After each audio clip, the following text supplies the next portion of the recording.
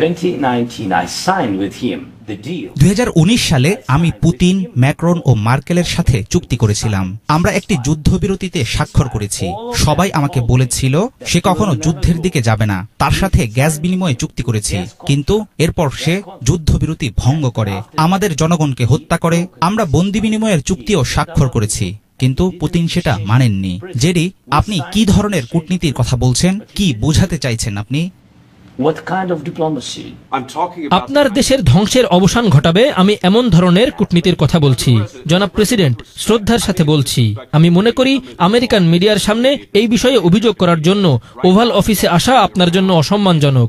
সংঘাতের অবসান ঘটানোর জন্য আপনাদের উচিত মার্কিন প্রেসিডেন্টকে ধন্যবাদ জানানো। আপনি কি ইউক্রেনে গিয়েছিলেন? জানেন আমাদের কি ধরনের সমস্যা আছে? আমি আসলে সেখানকার খবরাখবর দেখেছি। মিস্টার প্রেসিডেন্ট, আমি জানি নিজের লোকদের নিয়ে আপনি একটি সাজানো প্রোপাগান্ডা সফরে এসেছেন। আপনার সেনাবাহিনীতে জনবল বাড়াতে আপনার সমস্যা হয়েছে, এটাকে আপনি অস্বীকার করবেন? মার্কিন যুক্তরাষ্ট্রের ওভাল অফিসে এসে আপনার দেশকে যারা ধ্বংসের হাত থেকে বাঁচাতে চাইছে এমন প্রশাসনকে আক্রমণ করার বিষয়টি কি আপনি সম্মানজনক কিছু মনে করেন? অনেক প্রশ্ন আছে। যুদ্ধের সময় সবারই সমস্যা থাকে, এমনকি আপনাদেরও। কিন্তু আপনাদের সুন্দর সমুদ্র আছে, সেটার সুবিধা আপনি হয়তো এখন অনুভব করতে পারবেন না, তবে ভবিষ্যতে আপনি সেটা বুঝবেন। আমরা কি অনুভব করছি, কি ভাবছি সেটা আমাদেরকে বলতে আসবেন না। একটি সমস্যা সমাধানের চেষ্টা করছি আমরা। কেমন অনুভূতি হচ্ছে আমাদের সেটা আর বুঝাতে হবে না। সমস্যার সমাধান হলে আমরা বেশ ভালো অনুভব করব, চমৎকার অনুভূতির পাশাপাশি খুব শক্তিশালীও বোধ করব।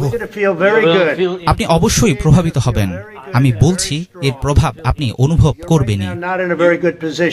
দেখুন, আপনি এখন খুব একটা ভালো অবস্থানে নেই, নিজেই নিজেকে এমন খারাপ অবস্থানে নিয়ে এসেছেন।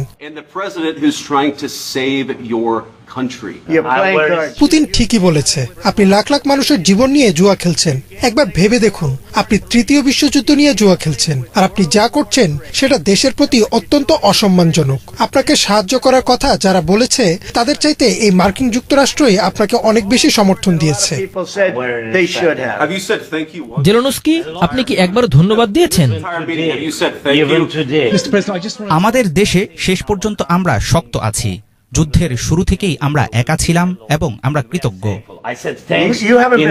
আপনি একা ছিলেন না, আমরা আপনার মতো বোকা রাষ্ট্রপতির মাধ্যমে আপনাকে $350 বিলিয়ন দিয়েছি, সামরিক সরঞ্জাম দিয়েছি।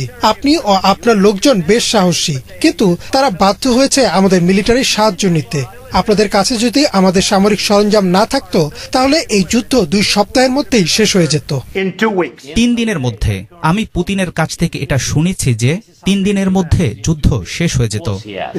হয়তো আরো কম। এভাবে ব্যবসা করা খুব কঠিন হবে, আমি আপনাকে বলছি। অন্তত ধন্যবাদ বলো, যেভাবে যা আছে মেনে নাও। আমার মনে হয় আমেরিকান জনগণের উচিত কি ঘটছে সেটা দেখা। আমার মনে হয় এটা খুবই গুরুত্বপূর্ণ। এর জন্যই আমি এতদিন ধরে এটা চালিয়ে যাচ্ছি। আপনাদের তো কৃতজ্ঞ থাকতেই হবে, কারণ আপনাদের হাতে আর কোনো কার্ড নেই। আপনাদের পতন হচ্ছে, সেখানে আপনার লোকজন মারা যাচ্ছে, সৈন্য ফুরিয়ে আসছে, তারপরও আপনি আমাদের বলছেন আমি যুদ্ধবিরতি চাই না, আমি যুদ্ধবিরতি চাই না। দেখুন, আমি আপনাকে বলছি, যদি এখনই যুদ্ধবিরতি করতে পারেন সেটা গ্রহণ করুন, যাতে আর গুলি না ছুটে, আপনাদের মানুষজনকেও যাতে আর মরতে না হয়। আমি যুদ্ধবিরতি চাই, কারণ যুদ্ধবিরতি করতে চুক্তির চেয়ে কম সময় লাগে। অবশ্যই আমরা যুদ্ধ বন্ধ করতে চাই।